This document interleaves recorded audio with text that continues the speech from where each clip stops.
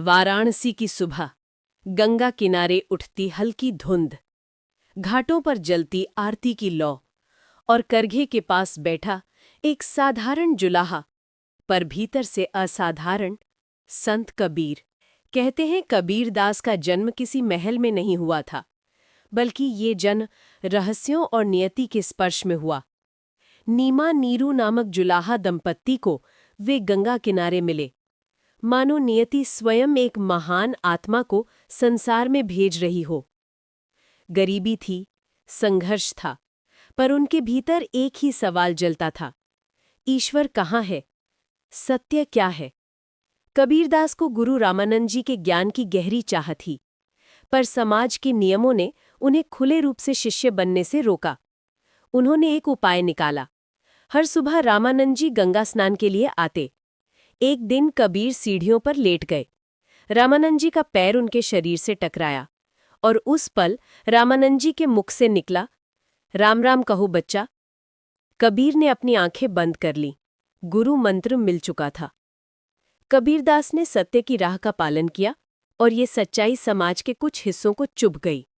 वे कहते थे, ईश्वर मंदिर या मस्जिद में बंद नहीं है, हर जीव के भीतर है। पुरोहितों और धार्मिक नेताओं ने इसका विरोध किया, पर कबीर अंत तक अडिग रहे। एक सुबह एक घमंडी व्यापारी कबीर के पास आया। वो बोला, अगर भगवान हर जगह है तो मुझे दिखाओ।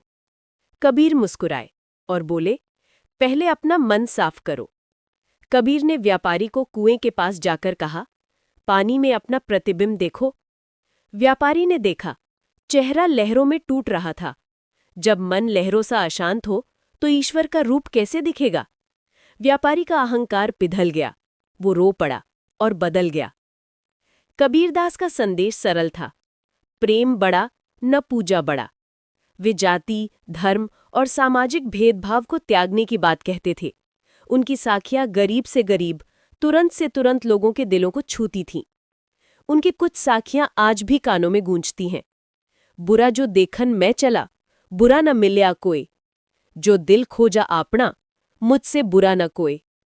कबीर का अर्थ स्पष्ट है, पहले खुद को बदलो, फिर दुनिया बदलेगी।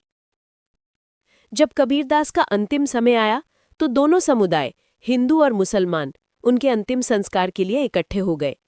बहस बढ़ी, कौन अंतिम रस्म निभाएगा।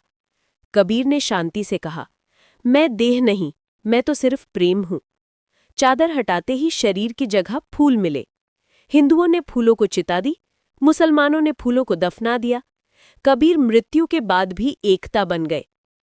कबीरदास ने सिखाया, सच्चाई से बड़ा कोई धर्म नहीं, प्रेम से बड़ा कोई मंत्र नहीं, मानवता से बड़ा कोई ईश्वर नहीं। पोथी पढ़ी पढ़ी जग मुआ, पंडित भया न कोय। ढाई आखर प्रेम का, पढ़े सो पंडित होए। और इसी प्रेम में ही कबीर बसते हैं।